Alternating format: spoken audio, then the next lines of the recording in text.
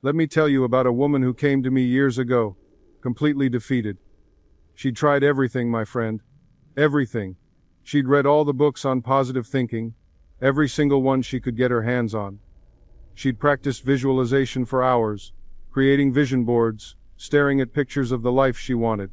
She'd written affirmations on cards and stuck them all over her house, on her bathroom mirror, on her refrigerator, in her car.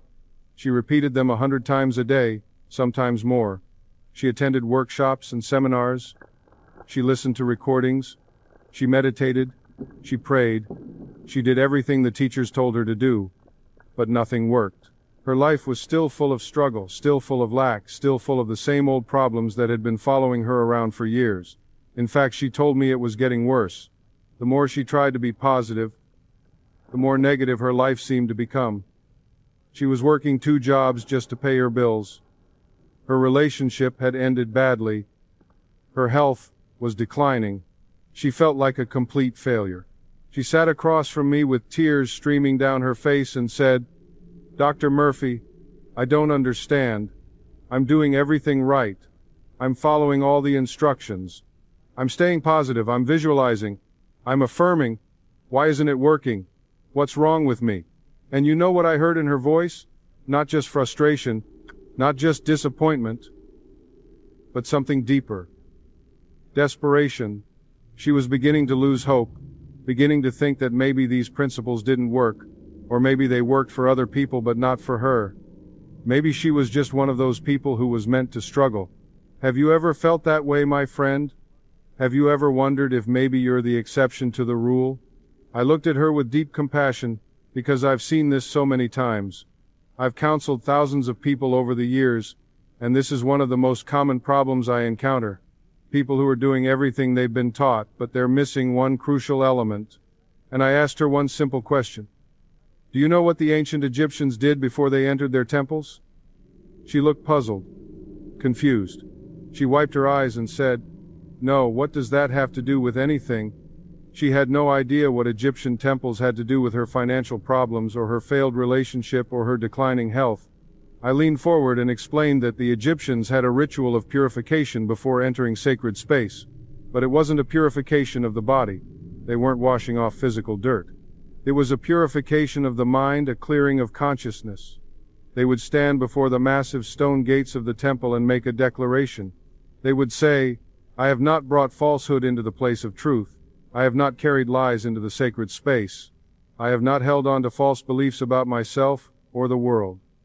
You see, my friend, they understood something that this woman didn't understand yet, something that most people don't understand. They understood that you cannot program your subconscious mind with new truths while holding on to old lies. You cannot build a beautiful new house on a foundation of garbage. You cannot plant healthy seeds in contaminated soil. This woman was affirming abundance while still believing deep down that she wasn't worthy of it.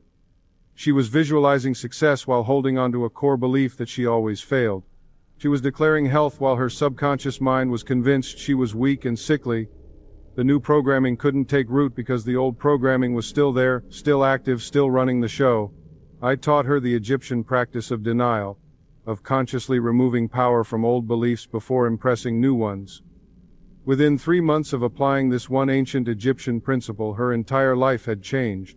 And I mean completely changed. Her income didn't just increase, it doubled. Money started coming to her from unexpected sources. One of her jobs offered her a promotion with a substantial raise. Someone paid back a debt she'd forgotten about. Her relationships healed. The ex who had hurt her so badly reached out to apologize and they found closure. She met someone new, someone who treated her with respect and love. Her health improved dramatically. The chronic pain she'd been experiencing for years simply disappeared. Her energy returned. She felt like a different person. And the beautiful thing was, she didn't just get these external changes. She got something more valuable. She got the understanding of how her mind works. She got the knowledge of how to consciously direct her subconscious mind. She got the tools to create any condition she desired in her life. That was 5 years ago. Today, she's thriving in ways she never imagined possible. And tonight, I'm giving you the complete system that transformed her life and has transformed thousands of others just like her. Now, I want to be very direct with you, my dear friend. By the end of this video, you're going to understand something that will change your relationship with your own mind forever. You're going to learn why your affirmations haven't been working the way you hoped. You're going to discover why visualization sometimes feels empty, like you're just pretending, like you're playing make-believe. And you're going to understand why positive thinking alone isn't enough to transform your life, why sometimes trying to be positive actually makes things worse. The ancient Egyptians spent 3,000 years studying the human mind and its connection to what they called the divine order of the universe. 3,000 years. Let that sink in for a moment. That's longer than any civilization in human history has focused on one area of study. From the time of the first pyramids to the time of Cleopatra is longer than from Cleopatra to our present day. And throughout that entire span of history, the Egyptian priests were studying consciousness, studying the mind, studying how thoughts become things. They weren't primitive people worshipping animal-headed gods as some would have you believe. No, my friend. They were sophisticated psychologists who understood the subconscious mind better than most modern therapists understand it today. They understood things about consciousness that we're only now rediscovering with our brain scans and our neuroscience.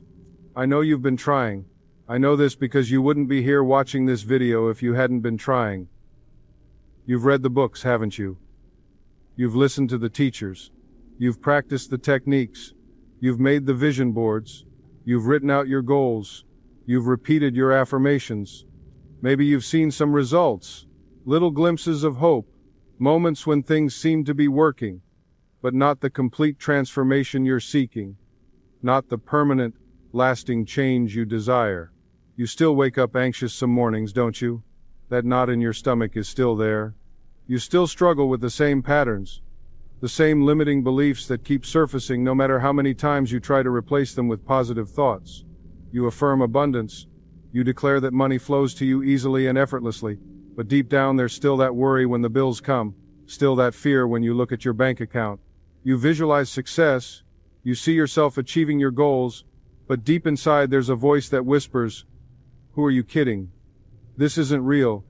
You're just pretending. Nothing's really going to change." You try to feel grateful, but sometimes it feels forced, like you're lying to yourself. And then you feel guilty for not being able to maintain the positive state you know you're supposed to be in. Here's what's happening, and I want you to really hear this because this is the key to everything. You're trying to reprogram your subconscious mind using only your conscious mind. It's like trying to speak English to someone who only understands Egyptian hieroglyphics. The language is wrong. The approach is incomplete. You're missing the key that unlocks the door. Your conscious mind speaks one language, the language of words and logic and rational thought, but your subconscious mind speaks a different language entirely. It speaks the language of images, emotions, feelings, and deep conviction. It doesn't care about your logical arguments. It doesn't respond to willpower. It only responds to impression, to feeling, to the things that reach it at its own level. For over 40 years, I've studied the great spiritual traditions of the world, not as religious doctrines to be believed on faith, but as psychological systems for working with the subconscious mind. I've studied the Hindu Vedas and their teachings on meditation and mantra. I've studied the Buddhist sutras and their insights into the nature of mind. I've studied the Christian mystics like Meister Eckhart and their understanding of divine union. I've studied the Hebrew Kabbalah and its map of consciousness. And I can tell you this with absolute certainty, with no hesitation whatsoever, the ancient Egyptians developed the most complete, practical, step-by-step system for subconscious reprogramming that has ever existed on this planet. They understood what modern psychology calls state-dependent learning, the fact that you learn and remember things best when you're in a particular emotional state. They knew about the power of ritual and repetition, how doing the same practice at the same time in the same way every day creates neural pathways in the brain that become automatic. They discovered the precise emotional frequency required to impress the subconscious mind, that sweet spot between relaxation and focused attention where the subconscious is most receptive. They understood the importance of symbols and imagery, how a single powerful image can communicate more to the subconscious than 1,000 words. And they left us detailed instructions carved in stone, painted on tomb walls, written on papyrus, hidden in plain sight for anyone willing to look beneath the surface and understand the psychological truth beneath the religious symbolism. What makes the Egyptian approach unique, what sets it apart from everything else, is this. They didn't separate the spiritual from the practical. They didn't have one set of practices for religion and another set for daily life. Everything was integrated. They didn't say, pray to the gods and hope for the best. They said, here is the exact technique. Here is the exact phrase you must speak. Here is the exact feeling you must generate in your heart. Here is the exact time of day you must practice when your mind is most receptive. Here is the exact posture your body should take. Here is what you must do daily without fail, every single morning and every single evening, for the rest of your life. They gave us a complete operating manual for the subconscious mind, as detailed and precise as the manual for operating a complex machine. Now, let me clear up some confusion before we go any further, because I don't want any misunderstanding. When I talk about Egyptian wisdom, I'm not talking about worshiping ancient gods. I'm not asking you to believe in Ra or Osiris or Isis as supernatural beings floating around in the sky. I'm not talking about superstition or magic spells or New Age fantasy or mystical mumbo-jumbo. I'm talking about psychological techniques disguised in religious language, scientific principles wrapped in mythological stories. When an Egyptian priest said, speak to Thoth, the god of wisdom, what he really meant was, access the wisdom stored in your subconscious mind using this specific technique. When he talked about making offerings to the gods, he meant impressing your subconscious with the right feelings and images. The gods were aspects of consciousness. Ra was your conscious awareness, your waking mind. Osiris was your subconscious mind, the power that resurrects your desires into physical form. Horus was the union of both, the integrated self, the master of life. The temples were states of mind, levels of consciousness. The rituals were methods for bypassing the critical conscious mind and speaking directly to the subconscious. Tonight I'm giving you three things. First, the ancient Egyptian understanding of how the subconscious mind actually works, and it's different from what you've been taught. Second, the specific techniques they used to impress the subconscious mind, techniques so powerful that pharaohs guarded them as state secrets. Third, a complete daily practice that you can begin tonight using the exact Egyptian method adapted for modern life. My friend, I want you to imagine something for a moment. Imagine waking up tomorrow morning with a deep, unshakable knowing that everything you desire is already yours in consciousness. Not hope, not wishful thinking, but absolute knowing. Imagine moving through your day with the quiet confidence of the ancient pharaohs, who knew, not hoped, but knew that they were one with divine power. This isn't fantasy. This is the natural state of a mind that has been properly programmed according to universal law. The Egyptians called this state becoming Osiris, becoming one with the eternal creative power. I call it aligning your conscious desires with your subconscious beliefs, and you're about to learn exactly how to do it. Now, let me take you back in time. Let me show you what the Egyptians discovered and how they used it. I want you to close your eyes for a moment if you can and picture yourself standing at the entrance to the Temple of Karnak at dawn. The sun is just beginning to rise over the Nile River. You can hear the water lapping against the shore in the distance. The air is cool, that special coolness that exists just before the heat of the Egyptian day begins. The sky is turning from deep purple to pink to gold. And before you stand the massive stone columns of the temple, towering above you like giants, covered in hieroglyphics that seem to glow in the early morning light. You're a young initiate. Maybe you're 20 years old, maybe younger. You've come seeking the secrets of the mind, seeking the knowledge that will allow you to master your life and your destiny. You've heard whispers in the marketplace about what happens inside this temple, about the priests who possess knowledge that can transform a person's entire existence. They say that those who complete the temple initiation emerge as different people, that they walk with a power and confidence that others can feel. They say that these initiates can manifest their desires with ease, that obstacles melt away before them, that they live in a state of inner peace and outer abundance. And you want this. You want this more than anything. The massive stone columns tower above you, each one carved with sacred images. You see images of gods and goddesses, of pharaohs and priests, of the sun and moon and stars. Sacred hieroglyphics cover every surface, telling stories you don't yet understand. The entrance to the temple is huge, so large that a dozen people could walk through it side by side, and standing before you, blocking your way, is a priest.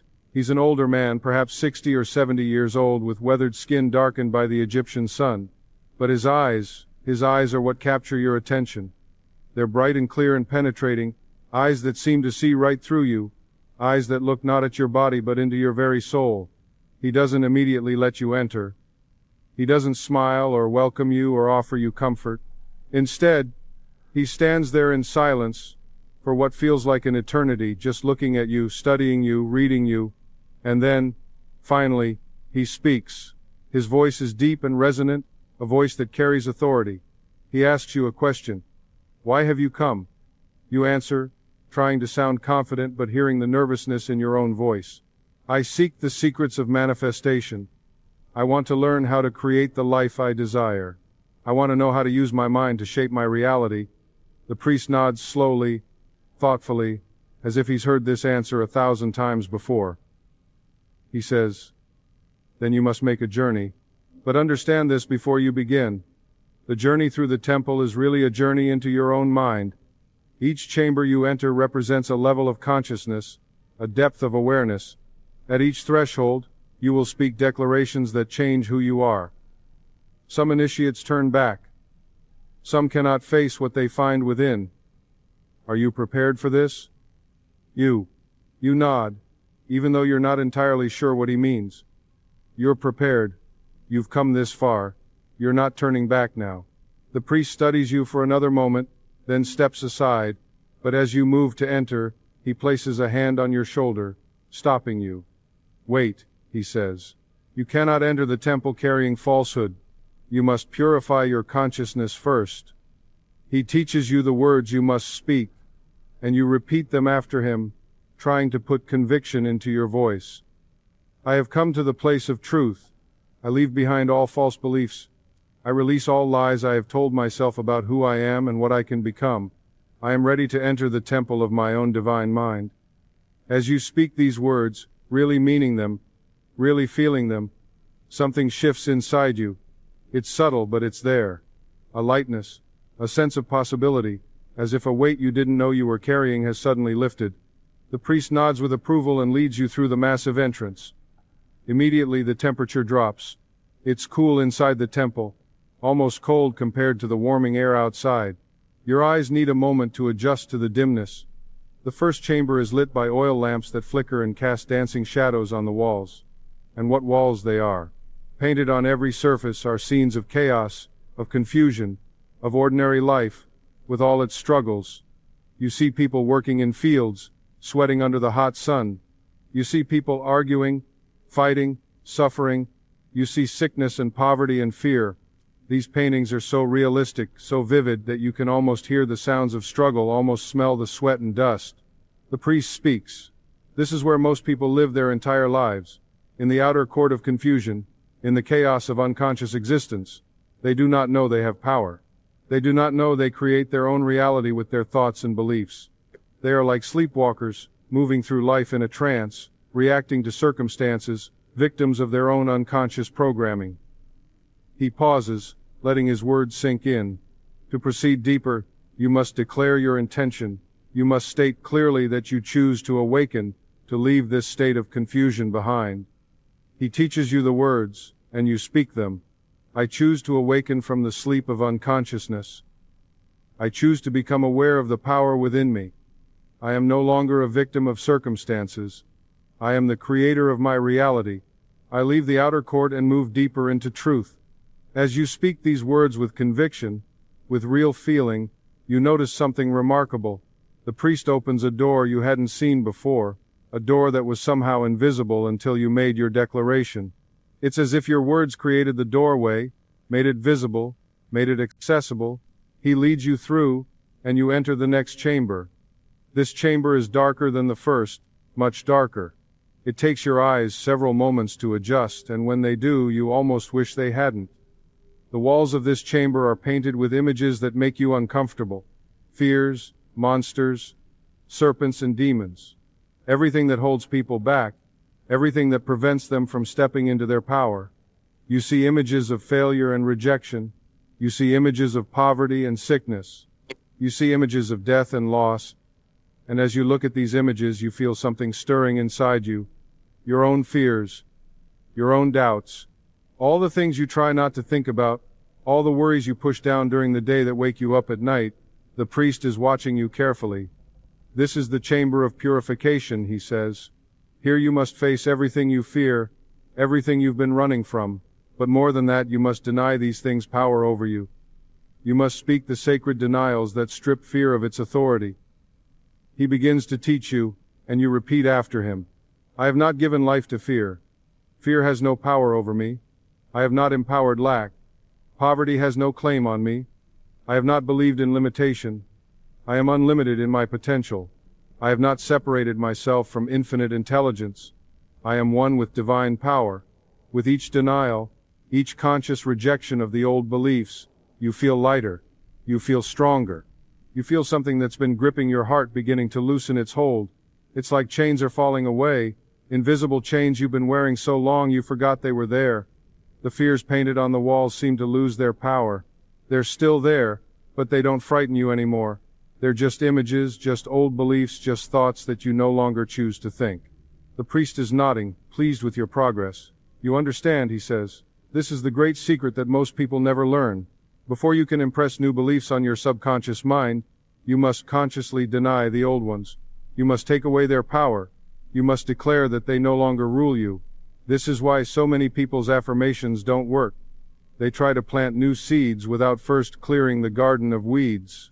You continue deeper into the temple, chamber after chamber. Each one is brighter than the last, as if you're moving from darkness into light, from unconsciousness into awareness. In each chamber you make declarations of your true nature, not timidly, not uncertainly, but with growing conviction and power. I am one with divine wisdom. I am filled with infinite power. I am the master of my destiny. I create my reality with my thoughts and beliefs. Nothing can prevent my good from reaching me. I am successful in all my undertakings. I am healthy and strong and vibrant. I am loved and appreciated. I am abundant and prosperous. With each declaration, you feel it becoming more real, more true. You're not just speaking words. You're impressing these truths on your subconscious mind. You're reprogramming yourself at the deepest level. Finally, after what feels like hours but might have been minutes, you reach the inner sanctuary, the Holy of Holies, the heart of the temple. You expect to see a great statue here, a magnificent idol of a god covered in gold and jewels, but there's nothing like that. Instead, in the center of the chamber, there is a pool of water, perfectly still, perfectly clear, and beside it, mounted on the wall, is a mirror. A polished bronze mirror that reflects your own face with startling clarity. The priest gestures toward the mirror. Look, he says simply. And you look. You see your own face, but somehow it looks different. There's a light in your eyes that wasn't there before. A strength in your features, a power in your expression, and suddenly you understand. The understanding crashes over you like a wave. The God you've been seeking has been within you all along. The power you've been looking for is your own subconscious mind, your own connection to infinite intelligence. The priest speaks softly, reverently. This is the great secret, the mystery that has been hidden in plain sight for thousands of years. The gods you've been taught to worship are aspects of your own consciousness. Ra is your conscious awareness, the light of your attention. Osiris is your subconscious mind, the power that receives your conscious thoughts and resurrects them into physical form. Horus is the union of both, the mastery of life that comes when your conscious and subconscious minds work together in harmony. The journey through the temple is the journey into your own depths, and what you've learned here, you must practice every single day for the rest of your life. You must repeat these declarations, these denials and affirmations, every morning when you wake and every evening before you sleep. This is not a one-time initiation. This is a daily practice. This is how you maintain your power and continue to grow in mastery. Now, I want you to understand something. You have access to the same technique the initiate learned. You have the same subconscious mind. You have the same connection to infinite intelligence. The only difference between you and those ancient pharaohs, between you and those initiated priests, is that they knew how to use this power and you're just learning. But, by the end of tonight you're going to know exactly what to do. You're going to have the complete system. Let me tell you about another Egyptian text that's been completely misunderstood for centuries. We call it the Book of the Dead. That's the worst possible name for it, the most misleading translation imaginable. The Egyptians never called it that. They called it the Pert Emhru, which means the Book of Coming Forth by Day. It was the Book of Awakening Consciousness, the book of rising from the darkness of ignorance into the light of truth and understanding. It wasn't about death at all. It was about transformation while you're still alive. It was about the journey from unconscious living to conscious mastery. The book describes a journey through the underworld, through what the Egyptians called the duat. The deceased person, or really the person undergoing transformation, travels through 12 gates or divisions of the underworld. At each gate, they encounter various gods and goddesses, some helpful and some hostile. They face challenges and trials. They must know certain words of power to pass through. They must make declarations at each threshold. And finally, if they navigate all 12 divisions successfully, they reach the hall of judgment where the weighing of the heart takes place. If they pass this final test, they're transformed into an Ak, a shining spirit with divine powers. But here's what this really means, and this is going to revolutionize how you think about your own transformation process. The underworld, the duat, is your subconscious mind. It's the realm beneath conscious awareness where all your beliefs live, where all your memories are stored, where all your programs and patterns operate automatically without your conscious knowledge. It's called the underworld because it's below the surface, beneath the light of conscious awareness. And most people never venture into this realm. They live their entire lives on the surface, in conscious thought, never exploring the depths where the real power lies. The journey through the underworld is the journey you make when you decide to transform your life, when you commit to changing your fundamental beliefs and patterns. You're going into your own depths, into your own subconscious, to meet and transform all the old beliefs that have been running your life without your permission, without your awareness. The 12 gates or divisions represent different aspects of your subconscious mind, different layers of belief, different areas of your life where you've been programmed. The gods and goddesses you encounter along the way, they're not external beings. They're aspects of your own consciousness, parts of yourself that have been in the darkness, operating automatically, controlling your behavior without your awareness. Some are helpful. These are the positive beliefs you already have, the constructive patterns, the wisdom your subconscious has accumulated. Some are hostile, challenging, frightening. These are the limiting beliefs, the negative patterns, the fears and doubts that have been sabotaging your success. When you begin to do this inner work, when you start affirming new beliefs and visualizing new outcomes, these old patterns rise up to challenge you. Have you experienced this, my friend? You start affirming abundance and immediately a voice in your head says, "Yeah, right, who are you kidding? You've always been poor. You'll always be poor. This positive thinking stuff is nonsense." That's one of the guardians of the gate, one of the gods of the underworld challenging your passage. Or you visualize perfect health and immediately you feel a symptom. Immediately your attention goes to what's wrong with your body. That's another guardian, another aspect of your subconscious resisting change. The trials and challenges described in the book of Coming Forth by Day, these are the moments when old beliefs rise up to resist new programming. They're the moments when you doubt, when you waver, when you're tempted to give up and go back to your old ways of thinking. The Egyptians understood that this resistance is natural, that it's part of the process. They didn't see it as failure. They saw it as an opportunity to demonstrate your mastery, to prove that you're serious about transformation. At each gate in the underworld, the deceased had to speak words of power to pass through. These were precise declarations, formulas that the Egyptians had perfected over thousands of years of practice and refinement. "I know you," they would say to the guardian of the gate. "I know your name. I have power over you. You cannot stop me. Open the gate and let me pass." They were teaching their subconscious mind that they had authority, that they were not victims of their own unconscious patterns, that they could consciously direct and control their own inner world. Knowing the name of something, in Egyptian thought, meant having power over it. When you can name your fear, when you can identify the specific limiting belief that's been holding you back, you gain power over it. It's no longer this vague, overwhelming force. It's a specific thought pattern that you can consciously change. Let me give you an example. Someone might have a general fear of success. But when you dig deeper, when you journey into the underworld of the subconscious, you discover the specific belief, if I become successful, people will envy me and try to tear me down. Now you know its name, now you can speak to it directly. I know you, fear of envy. You've been running this program in my subconscious for years, but I deny you power. I know that my success inspires others and lifts them up. I know that there's enough success for everyone. You cannot stop me anymore. I passed through this gate. And here's something beautiful that the Egyptians understood. Throughout the journey, the deceased is accompanied by the god Thoth, the god of wisdom, writing, and magic. Thoth is usually depicted as a man with the head of an ibis, a sacred bird carrying a writing palette and a staff. Thoth represents your conscious mind, your ability to think and choose and declare.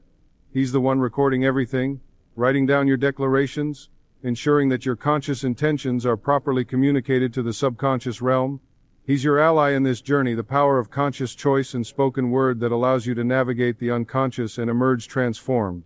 The journey ends with transformation, with becoming an Ak. The deceased becomes a shining being with divine powers. They can fly between the worlds, they can transform their appearance, they can know the past and the future, they can influence events with their will. In psychological terms, this is what happens when you complete the reprogramming of your subconscious mind. You emerge from the depths with new beliefs, new patterns, new programs that support your desires instead of sabotaging them. You become a master of consciousness. You can move easily between different states of mind. You can transform your circumstances with your thoughts. You can intuit the right course of action. You can manifest your desires with ease. This journey through the underworld, this reprogramming of the subconscious, was considered so important that the Egyptians would spend their entire lives preparing for it. Wealthy Egyptians would commission their own personal copy of the Book of Coming Forth by Day, customized with their name inserted into the spells and declarations. They would study it religiously. They would practice the declarations daily. They would learn the names of the guardians, the gates, the gods. They would memorize the words of power. Why? Because they understood that you can't reprogram your subconscious mind in one sitting, in one moment of insight. It takes daily practice, consistent repetition, unwavering commitment over time. It takes a willingness to journey into your own depths again and again until the new beliefs are firmly established, until they're carved into your consciousness like hieroglyphics carved into stone. Now, historians have looked at this as primitive religious mythology. But here's what it really means, and this is going to change how you approach your mental work forever. The heart wasn't the physical organ pumping blood through your chest. In Egyptian thought, the heart, the Ib, was the subconscious mind. It was the seat of all your beliefs, all your emotions, all your deeply held convictions about yourself and the world. The feather of Ma'at represented truth, alignment with natural law, harmony with the creative power of the universe. And the weighing, that's happening every single day of your life. Your subconscious mind is constantly measuring whether your conscious declarations align with deep truth. If they don't, if you're affirming wealth, while your subconscious is impressed with images of lack, your subconscious rejects the message. It's heavier than the feather. It doesn't match Ma'at, divine order. Listen to this carefully.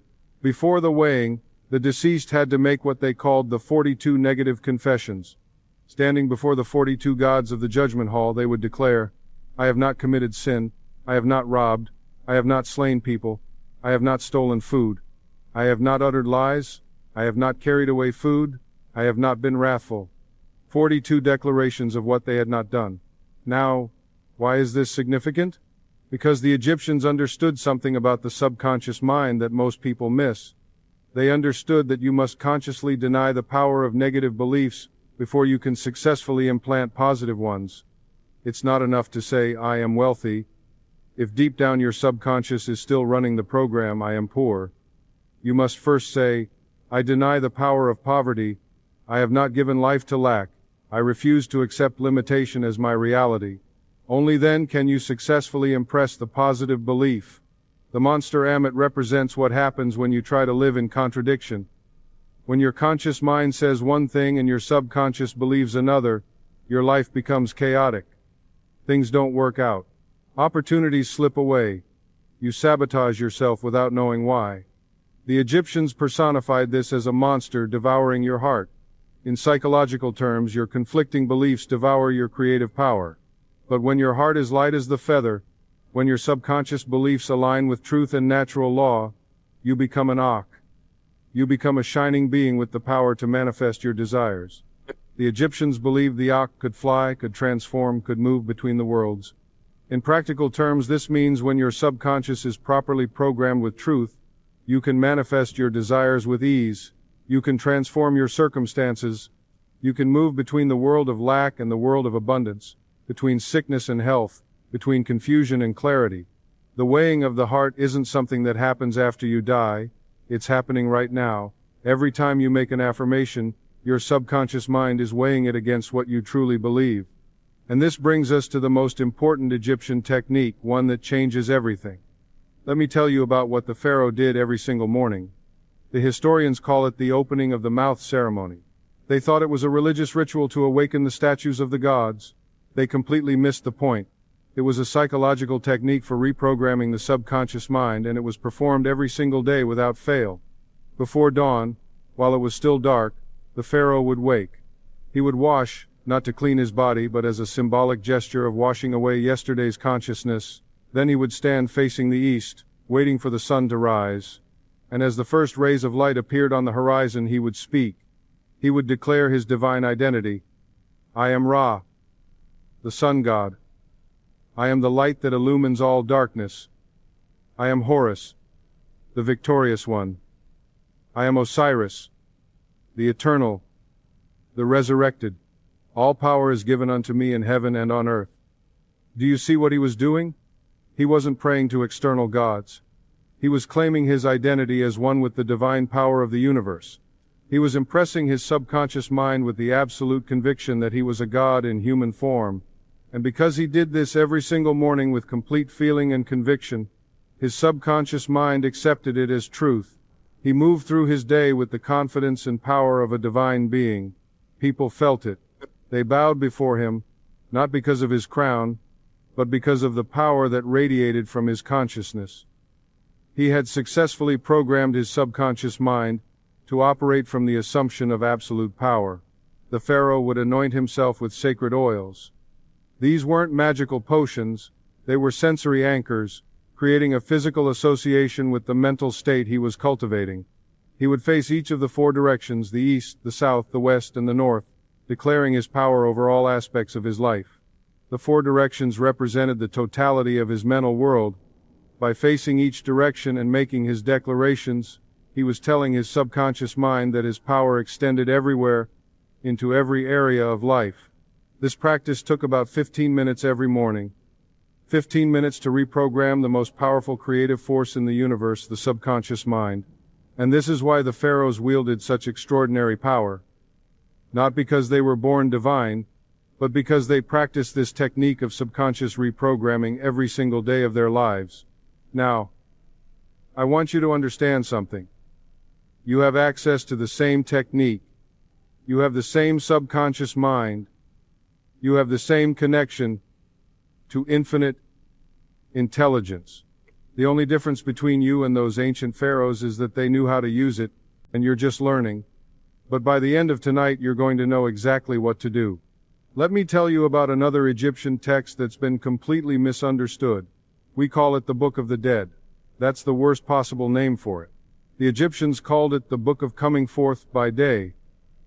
It was the book of awakening consciousness, the book of rising from the darkness of ignorance into the light of truth. It wasn't about death. It was about transformation while you're still alive. The book describes a journey through the underworld. The deceased person travels through 12 gates, encounters various gods and goddesses, faces challenges and trials, and finally reaches the hall of judgment where the weighing of the heart takes place. But here's what this really means. The underworld is your subconscious mind. It's the realm beneath conscious awareness where all your beliefs, memories, programs, and patterns live. The journey through the underworld is the journey you make when you decide to transform your life. You're going into your own depths, into your own subconscious, to meet and transform all the old beliefs that have been running your life. The gods and goddesses you encounter, they're aspects of your own consciousness. Parts of yourself that have been in the darkness, operating automatically, controlling your behavior without your awareness. The trials and challenges, those are the moments when old beliefs rise up to resist new programming. When you affirm wealth and immediately think, yeah, right, who am I kidding? That's one of the guardians of the gate, an old belief challenging your new declaration. At each gate in the underworld, the deceased had to speak words of power to pass through. These were precise declarations, formulas that the Egyptians had perfected over thousands of years. I know you, I know your name, I have power over you, open the gate. They were teaching their subconscious mind that they had authority, that they were not victims of their own unconscious patterns. And here's something beautiful. Throughout the journey, the deceased is accompanied by the god Thoth, the god of wisdom and writing. Thoth represents your conscious mind, your ability to think and choose and declare. He's the one recording everything, writing down your declarations, ensuring that your conscious intentions are communicated to the subconscious realm. The journey ends with transformation. The deceased becomes an Ak, a shining being with divine powers. In psychological terms, you complete the reprogramming of your subconscious mind. You emerge from the depths with new beliefs, new patterns, new programs that support your desires instead of sabotaging them. This journey through the underworld, this reprogramming of the subconscious, was considered so important that the Egyptians would spend their entire lives preparing for it. They would practice the declarations daily. They would study the maps of the underworld, learning the names of the guardians, the gates, the gods. Why? Because they understood that you can't reprogram your subconscious mind in one sitting. It takes daily practice, consistent repetition, unwavering commitment. Now let me tell you about the central concept of all Egyptian thought, the principle that governed everything they did. They called it Ma'at. Most people translate this as truth or justice or order, but it's more than that.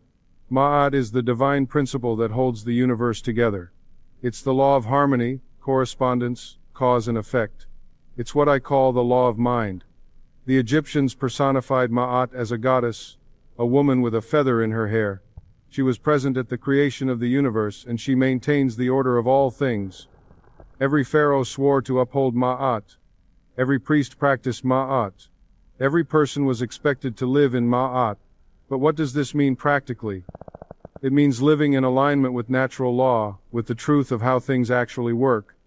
And here's the key truth the Egyptians understood. As within, so without. What you hold in consciousness must manifest in your external world.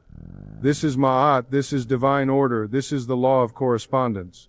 If your consciousness is filled with fear, your world will reflect fear. If your consciousness is filled with confidence, your world will reflect success. You cannot violate Ma'at. You cannot hold one belief in your subconscious and manifest something completely different in your life. The Egyptians said that violations of Ma'at brought isfet, chaos, disorder, destruction. When you're living in contradiction, when you're affirming one thing consciously while believing another thing subconsciously, you create isfet in your life. Things fall apart, relationships crumble, money problems arise, health issues develop. Why? Because you're violating the law of correspondence.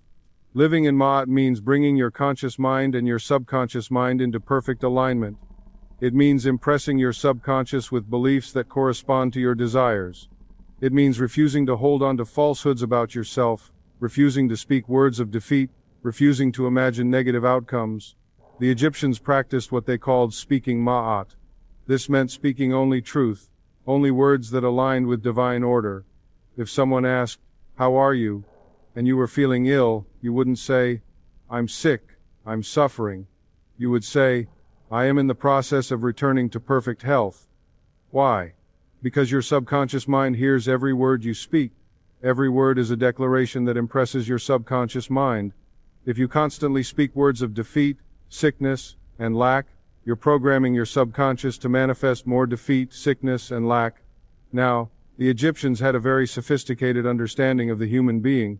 They didn't have one concept of soul or spirit. They had several, and understanding these will help you understand how to work with your own mind.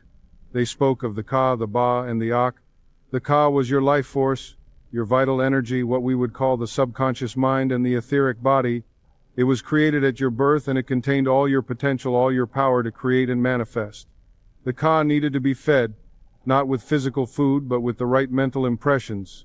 When you impressed your Ka with images of success, health, and abundance, your Ka would manifest these in your physical life. The Ba was your personality, your conscious awareness, your ability to move around and experience the world. It's represented in Egyptian art as a bird with a human head, showing that your conscious personality can fly, can explore, can investigate different ideas, but the Ba must work in harmony with the Ka. Your conscious mind must properly direct your subconscious mind. The Ak was the goal, the integrated being. the union of conscious and subconscious working together in harmony with infinite intelligence. When your Ba properly directs your Ka, and both align with divine wisdom, you become an Ak, a shining spirit, a master of life. This is what the Egyptians called becoming Osiris. Osiris was the god who died and was resurrected. He represented the subconscious mind that receives the seed thoughts you plant and then resurrects them, brings them forth into manifestation. Every time you plant a desire in your subconscious mind with faith and feeling, you're performing the Osiris mystery. You're dying to the old state and being resurrected into the new. Now let me tell you about Heka. The Egyptians believed in Heka, words of power that could shape reality. The pharaohs and priests were trained in Heka from childhood. They learned precise formulations, exact phrases that would impress the subconscious mind most effectively. But these weren't magic spells in the supernatural sense. They were psychologically engineered affirmations designed according to the laws of mind. Let me give you the structure of Heka, the formula the Egyptians used. First, always present tense. Never, I will be, but I am. Why? Because the subconscious mind exists in the eternal now. It doesn't understand future tense. If you say I will be wealthy, your subconscious keeps wealth perpetually in the future, always something you will be but never are. But when you say I am wealthy, you're impressing your subconscious with a present reality. Second, absolute certainty. No maybe, no hopefully, no if possible. The Egyptians declared with the authority of gods because they understood that doubt neutralizes the power of affirmation. Your subconscious mind responds to conviction, to feeling, to the emotional certainty that what you're declaring is absolutely true. Third, positive declaration. State what you want, not what you don't want. Don't say, I am not poor. Say, I am wealthy. Why? Because the subconscious mind works with images. When you say I am not poor, your subconscious creates an image of poverty with a negation attached, and the image of poverty is what gets impressed. Fourth, emotional loading. Speak with feeling. The Egyptians understood that affirmations without emotion are just empty words. You must feel the truth of what you're declaring. You must generate the emotional state that corresponds to your desire already fulfilled. Fifth, and this is crucial, repetition. The Egyptians repeated their declarations every single day without fail. Why? Because the subconscious mind is programmed through repetition. One affirmation won't do it. One visualization won't change your life. You must repeat your new truth daily until it becomes your dominant belief. The Egyptians compared this to carving hieroglyphics in stone. The first few times you strike the stone, nothing seems to happen. But you keep striking, keep carving, day after day, and eventually the hieroglyph is permanent. Your daily affirmations are carving new beliefs into your subconscious mind. Now let me tell you about the D-Jade pillar. This was one of the most sacred symbols in Egypt, and understanding it will help you maintain your faith during the process of manifestation. The D-Jade looks like a column with 4 horizontal bars. It was said to represent the spine of Osiris. In rituals, they would raise the D-Jade pillar, symbolizing the resurrection of Osiris, the raising of divine power. What does this mean for you? The D-Jade represents stability, the firm foundation, the unwavering stand you must take in consciousness. Your external circumstances will fluctuate. You'll have days when it seems like nothing is working, when appearances contradict your affirmations, when other people tell you you're fooling yourself. This is when you must be like the D-Jade. You must stand firm in your assumption. You must remain stable in your conviction. The Egyptians taught that Osiris was dismembered, cut into pieces and scattered across Egypt. This represents what happens when your consciousness is fragmented, when you believe one thing one moment and something else the next moment. But Isis, the goddess of magic and transformation, gathered all the pieces and put Osiris back together. Then she raised the D-Jade, and Osiris was resurrected more powerful than before. This is the process of manifestation. Your desire may seem dead. The physical evidence may seem to contradict your affirmation. But if you remain stable, if you stand firm like the D-Jade pillar, if you refuse to let appearances shake your conviction, your desire must resurrect into physical form. The subconscious mind is working beneath the surface. It's gathering all the pieces, arranging all the circumstances, preparing the manifestation. Your job is to stand firm and not waver. The Egyptians said that Set, the god of chaos, was constantly trying to knock down the Djed pillar. Set represents doubt, fear, negative appearances, other people's opinions, all the things that try to shake your faith, but you must be stronger than Set. You must keep your Djed pillar raised. You must maintain your assumption despite all contrary evidence. Let me tell you something that will help you during difficult times. The Egyptians had a practice during their New Year celebration. They would deliberately knock down the Djed pillar, let it fall to the ground, and then ceremonially raise it back up. Why?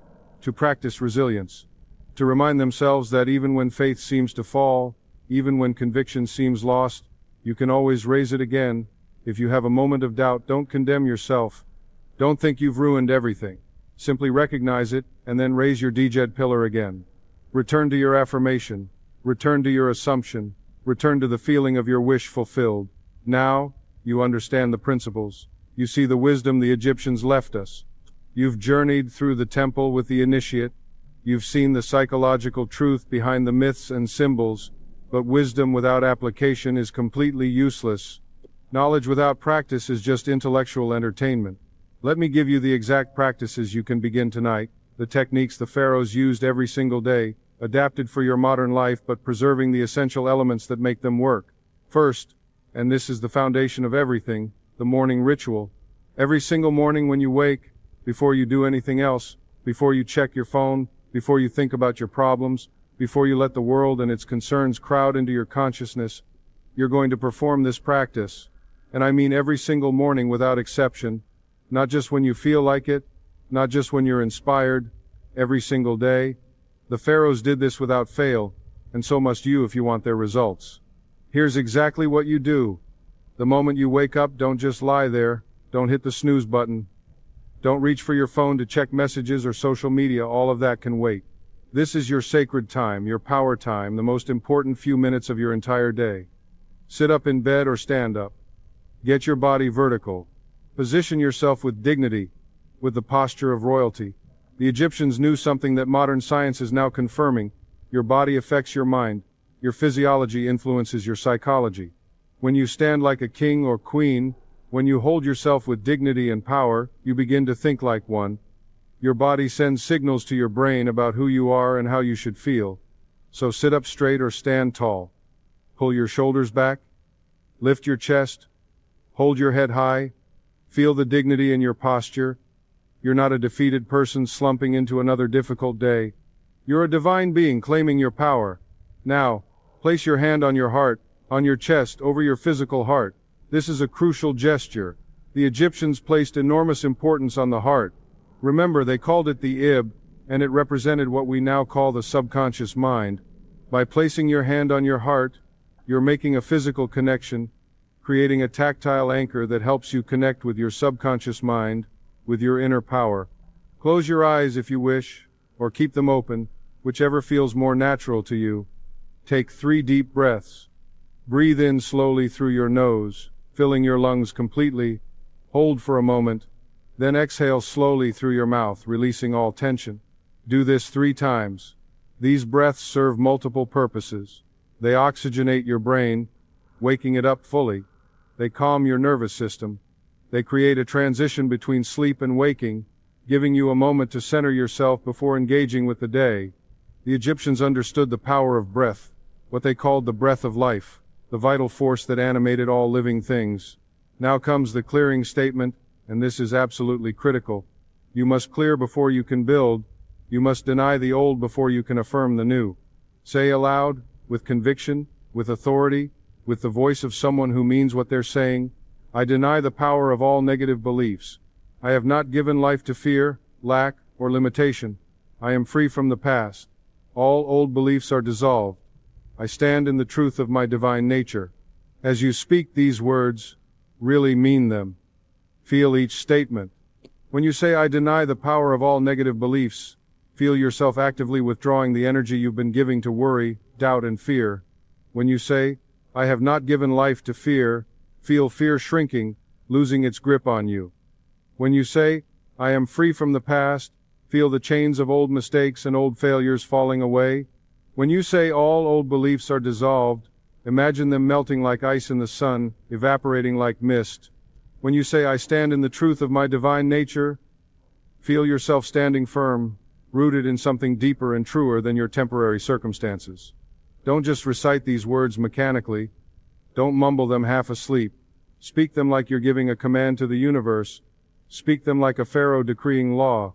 The Egyptians understood that your subconscious mind responds to conviction, to emotional intensity, to the feeling behind the words more than the words themselves.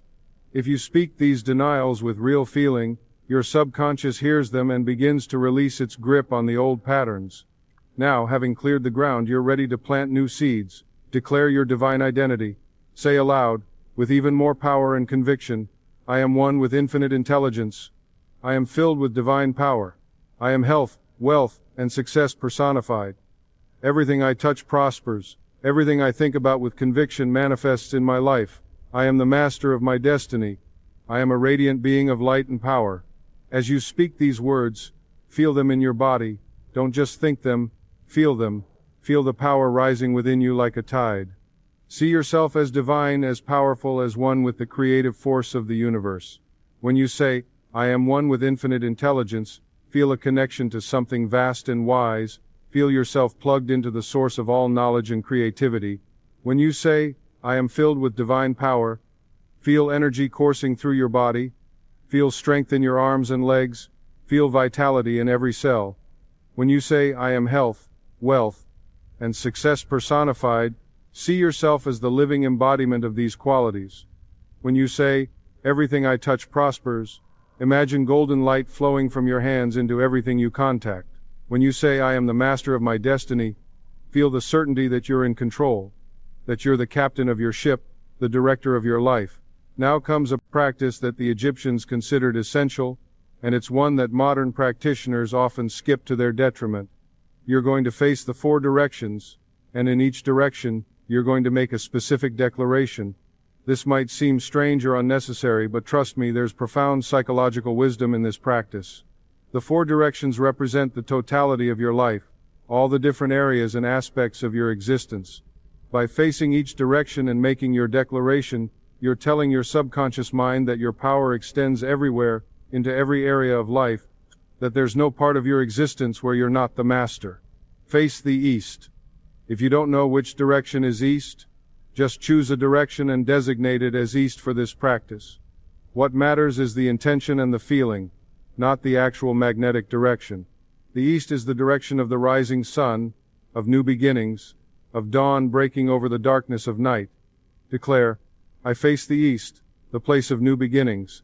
I am renewed in mind, body, and spirit. Every day is a fresh start. I release the past and step into the new. My life is constantly renewing and improving. Feel the energy of new possibilities, new opportunities, new life. Turn 90 degrees to your right and face the south.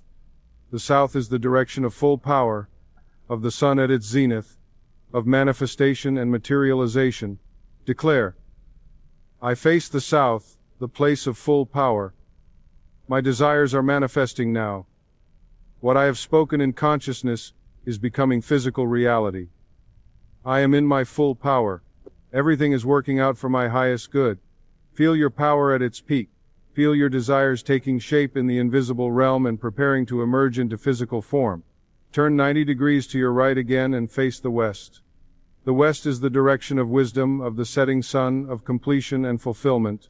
Declare, I face the west, the place of wisdom. I am guided by infinite intelligence in all my ways. I make wise decisions. I see clearly. I understand deeply. I complete all my undertakings successfully. Feel the presence of wisdom within you. Feel yourself connected to a source of guidance that never fails.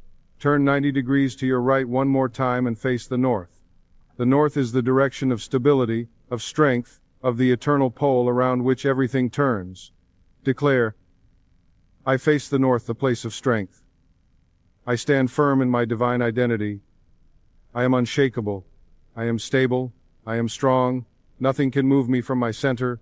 I am rooted in truth. Feel yourself becoming like a mountain, solid and immovable, grounded and stable, no matter what storms might blow around you.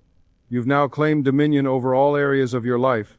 You've announced to your subconscious mind and to the universe that you are the master in every direction, in every aspect of your existence. Now you're going to seal your practice with gratitude, and this is crucial because gratitude is one of the most powerful emotions for impressing the subconscious mind. Place both hands on your heart, one hand on top of the other, and say with deep feeling, I give thanks that it is so. I give thanks that my subconscious mind is now impressed with these truths. I give thanks that what I have spoken is now being manifested in my life. I give thanks for my health, my wealth, my success, my peace, my joy. I give thanks that I am a child of the infinite, endowed with all power. Amen. Amen, by the way, is an Egyptian word. It comes from Amun or Amun-Ra, one of the great Egyptian gods, but it also means it is firm, it is established, it is certain, so be it. When you say amen at the end of your declarations, you're not just ending a prayer, you're making a decree. You're declaring that what you've spoken is now fixed in consciousness and must come forth into manifestation. You're sealing the impression on your subconscious mind. This entire practice takes 3 to 5 minutes, perhaps 7 if you really take your time with each part, 3 to 5 minutes that will transform your entire life if you do it every single day without fail. Not most days, not when you remember, not when you're in the mood, every single day. The Egyptians did it every single morning for their entire lives, and so can you. This is not negotiable if you want results. This is the foundation. This is how you program your subconscious mind to create the life you desire. But there's more. Once a week, you're going to perform a deep clearing using a modern version of the 42 declarations. Set aside 20 minutes, find a quiet place where you won't be disturbed. Light a candle if you wish. The Egyptians used physical ritual to signal to the subconscious mind that this is sacred work, that this is important, that this deserves attention. You're going to go through a series of denials, consciously removing power from old limiting beliefs. Say each one slowly, with feeling, really meaning it. I have not held on to resentment. I release all grievances. I have not spoken words of defeat. I speak only truth and power. I have not believed in lack. I know that the universe is infinite abundance. I have not limited the infinite. So have that. I know that all things are possible to the one who believes.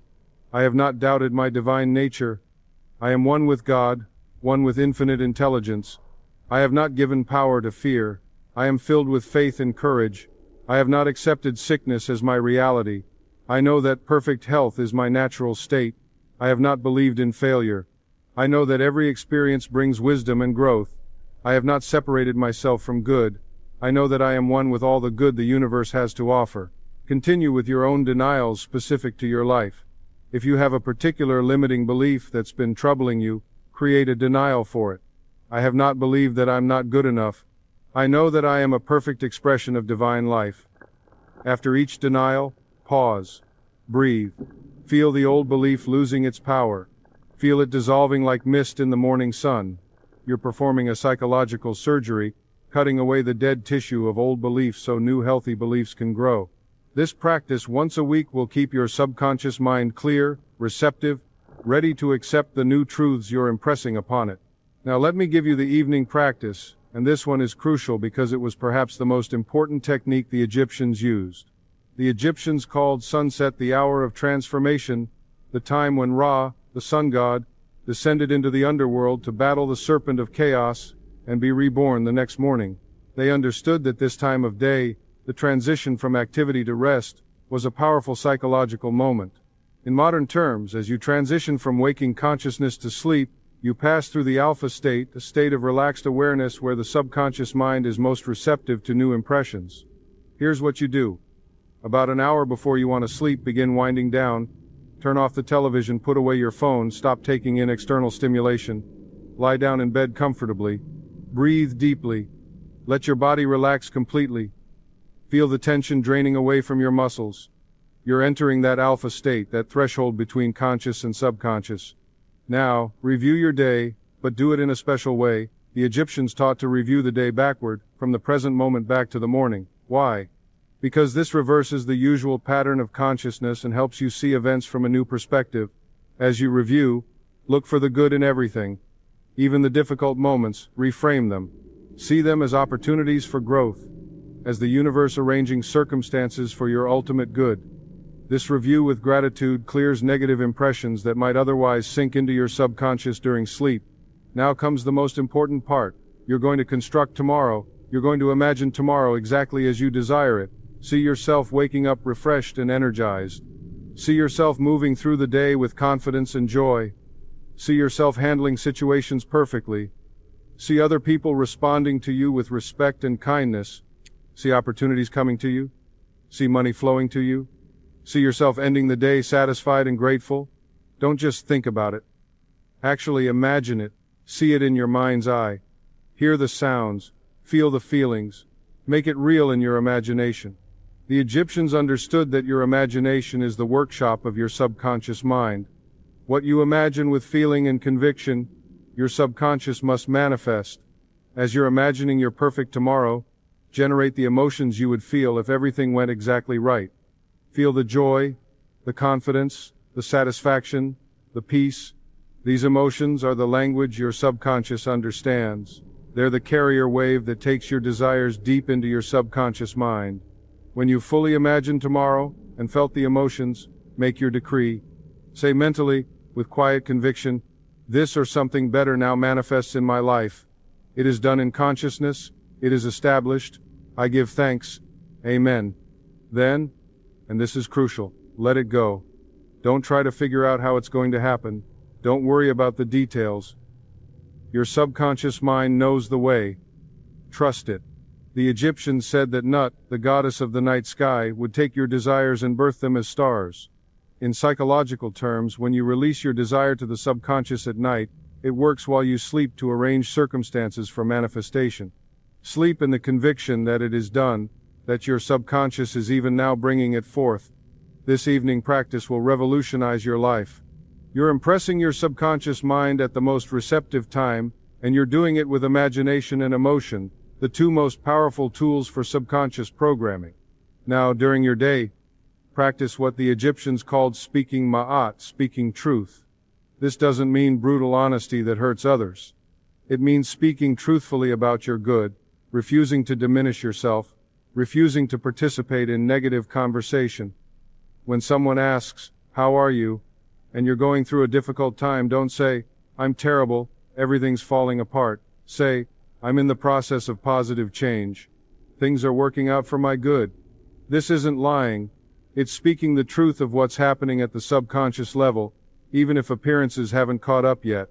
Refuse to repeat negative so-called facts about yourself. "I'm always broke. I never get opportunities. I'm just unlucky." Every time you say these things, you're impressing your subconscious with a negative pattern. Instead, affirm the truth of your divine nature. Money flows to me easily. Opportunities are always coming my way. I am blessed and fortunate. Do this even if your bank account says otherwise, even if you haven't seen an opportunity in months. You're not denying reality. You're creating a new reality by impressing your subconscious mind with new beliefs. Refuse to participate in gossip or negative speculation. When coworkers complain about the company or criticize others, excuse yourself or change the subject. Why? Because your subconscious mind is always listening. When you speak negatively about others, your subconscious creates negative patterns that will manifest in your own life. But when you affirm the good in others, when you speak well of people, your subconscious mind creates patterns of good that come back to you. This is Ma'at. This is the law of correspondence. The Egyptians knew that every word you speak is heard by your subconscious mind and becomes a self-fulfilling prophecy. Now, let me give you an emergency technique for those moments when fear, doubt, or negative emotion suddenly strikes during your day. You're going along fine, and suddenly anxiety hits you. Or you receive bad news and panic begins to rise. Or someone criticizes you and hurt feelings threaten to overwhelm you. This is when you use the instant recentering technique. Stop what you're doing. Place your hand on your heart. Take a deep breath and say firmly, either aloud or mentally, "I am one with the power that created me. Nothing can harm me. All is well in my world. I am safe. I am protected. I am guided by infinite intelligence." Say it with conviction, with authority, like a pharaoh commanding the universe to obey. Feel the truth of the words. You are one with infinite power. Nothing external can harm your true self. All is well because the universe is working everything out for your good. Take 3 deep breaths, feeling yourself returning to Ma'at, to divine order, to peace. Then continue with your day. The Egyptians understood that you must catch negative impressions immediately before they sink into the subconscious. This technique, practiced consistently, will keep your subconscious mind programmed with peace and power instead of fear and worry. Finally, create your own personal heka, your own words of power. Using the formula I gave you earlier, write declarations that are specific to your desires and goals. Make them present tense. I am healthy, I am wealthy, I am loved, I am successful. Make them positive. I am abundant, not, I am not poor. Make them certain and powerful. I move through life with confidence and joy. Everything I touch prospers. People are drawn to me and want to help me succeed. Write these declarations on a card, carry it with you, repeat them 7 times in the morning and 7 times at night. 7 was a sacred number to the Egyptians, representing completeness and perfection. Speak them aloud if possible, with feeling, with conviction, as if you're a pharaoh decreeing reality into existence. Within 40 days, the Egyptian period of transformation, you will see undeniable changes in your life. Things will begin to shift. Opportunities will appear. People will respond to you differently. Your circumstances will rearrange themselves to match your new dominant beliefs. My friend, I want to emphasize something. The Egyptians didn't practice these techniques occasionally when they felt like it. They practiced them daily, religiously, with absolute devotion. Not because they were superstitious, but because they knew that the subconscious mind requires consistent impression. You can't program your subconscious mind in one session. You can't do these practices for a week and expect permanent change. The subconscious mind is like soil. You must tend it daily. You must plant good seeds every single day. You must water those seeds with feeling and faith every single day. And you must patiently wait for the harvest, knowing with absolute certainty that what you've planted must grow. This is the law of mind. This is Ma'at. This is how the universe works. Start tonight with the evening practice. Begin tomorrow with the morning ritual. Practice speaking Ma'at throughout your day. Perform the weekly clearing every 7 days. Use the emergency technique whenever negative emotions arise. Create your personal heka and repeat it faithfully. If you do these things, if you commit to this Egyptian system of subconscious reprogramming, your life will transform. Not might transform, will transform. This is law. This is certain. The same power that worked for the ancient Egyptians will work for you because you have the same subconscious mind, the same connection to infinite intelligence, the same divine nature that they had. Now, my dear friend, let me bring this all together for you. We've covered ancient wisdom that has been lost to most of the world for thousands of years. We've gone deep into the Egyptian understanding of the mind, and I want you to see the complete picture clearly. The ancient Egyptians understood what modern psychology is only now confirming. Your subconscious mind is the creative power within you. It's what they called the Ka. Your life force, your power to manifest. They discovered that this subconscious mind operates according to specific laws. First, it accepts what you impress upon it with feeling and conviction. This is why the pharaohs spoke with absolute authority. They didn't beg or hope. They declared with the certainty of gods because they knew their subconscious mind would accept their declarations as truth and manifest them in the physical world. Second, the subconscious requires daily programming through ritual and repetition. This is why they practice their declarations every single morning and evening without fail.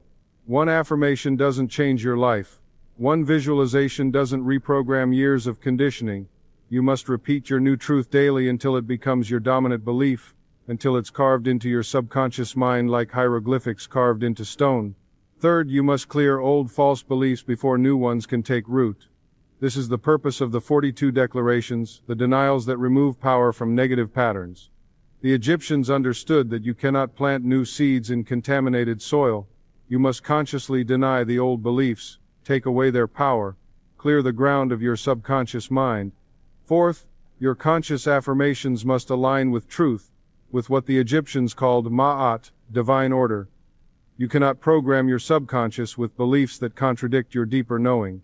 This is why affirmations sometimes don't work. People try to affirm things they don't really believe are possible, and the subconscious rejects the message. You must build your faith gradually, starting with beliefs you can accept and growing from there. Fifth, your subconscious works beneath the surface, in its own time, in its own way. This is the resurrection principle of the jade pillar. What you plant in consciousness must rise into manifestation, but you must be patient and faithful. You must stand firm in your assumption despite contrary appearances. The Egyptians left us a complete system, not a religion, but a science, a technology of consciousness that works as precisely today as it did 5,000 years ago. They showed us that the journey to power is a journey within, into the depths of your own subconscious mind. They taught us that the gods we seek are aspects of our own consciousness. They gave us specific techniques, exact practices, proven formulations for reprogramming the creative power within us. And now, my friend, you have this knowledge, you have these tools, you have these practices. The question is, will you use them? Will you commit to the daily practice that will transform your life? Or will you let this wisdom slip away like water through your fingers? I want you to speak something with me now. This is your declaration, your heka, your word of power. Say it aloud if you can. Say it with conviction. Say it like a pharaoh commanding the universe to obey. I am one with the infinite intelligence that created the universe. The same power that made my body makes my world. I impress my subconscious mind with images of success, health, and prosperity. I deny the power of all negative beliefs. I stand firm in my divine identity. What I have spoken is established in consciousness and must manifest in form. I give thanks that it is done. It is so. Amen. Say this every morning when you wake. Say it with the conviction of the ancient pharaohs. Say it until you feel it in every cell of your being, until your subconscious mind accepts it as absolute truth. Say it until it becomes as natural as breathing, until you can't imagine not saying it, until it's carved into the stone of your consciousness where nothing can erase it. My friend, if this wisdom has resonated with you, if you feel the truth of these ancient teachings, I ask you to do 3 things. First, subscribe to this channel. I'm going to continue bringing you wisdom from the great spiritual traditions of the world, not as religion, but as practical psychology for transforming your life. These teachings work. They've worked for thousands of years, they've transformed millions of lives, and they'll transform yours if you apply them. Second, press the like button if this video has helped you. This tells me you want more content like this, and it helps other seekers find these teachings. Somewhere right now, there's someone struggling with the same problems you've struggled with. They need this wisdom. Your like helps them find it. Third, and most importantly, leave a comment below and tell me which Egyptian practice are you going to begin tonight. Are you going to start with the morning ritual? Are you going to do the evening impression before sleep? Are you going to create your personal heka and repeat it faithfully? Tell me in the comments and I'll personally respond to as many as I can. I want to hear about your journey. I want to know what practices resonate with you. I want to support you as you begin this transformation. Remember, the Egyptians didn't just learn these principles. They lived them. They practiced them daily. They transformed themselves through the power of their own subconscious minds. And that same power is within you right now. The same creative intelligence that animated the pharaohs animates you. The same infinite wisdom that built the pyramids can build your dreams. You're not separate from this power. You are this power expressing itself as you. Your subconscious mind is connected to infinite intelligence, to the creative power of the universe, to what the Egyptians called the divine. And when you learn to consciously direct this power, when you learn to impress your subconscious mind with clear, definite, feeling-toned images of what you desire, this power must respond. It has no choice. This is law. Begin tonight. Don't wait for the perfect time. Don't wait until you feel ready. Don't wait until circumstances are better. Begin right now with whatever practice speaks most strongly to you. If nothing else, do the evening practice tonight before you sleep. Lie down, relax, imagine tomorrow going perfectly, feel the emotions of success and joy, decree that it is established, and sleep in the conviction that your subconscious mind is working for you. That's all you need to start. Then tomorrow morning, add the morning ritual, stand before the sunrise of your consciousness, and declare your divine identity. Do this for 1 week. Just 1 week of faithful practice, and you'll begin to see changes. Small things at first. A shift in how people respond to you. an opportunity that appears, a problem that resolves itself. These are signs that your subconscious mind is accepting your new programming and beginning to manifest it in your world. As you see these small changes, your faith will grow. As your faith grows, your practice will deepen. As your practice deepens, the changes will accelerate. This is the upward spiral of transformation that the Egyptians knew so well. Within 40 days, you'll look back and hardly recognize the person you were. Within 90 days, people around you will comment on your transformation. Within 6 months, your entire life can be different. New circumstances, new opportunities, new levels of success and happiness. This isn't fantasy. This isn't positive thinking.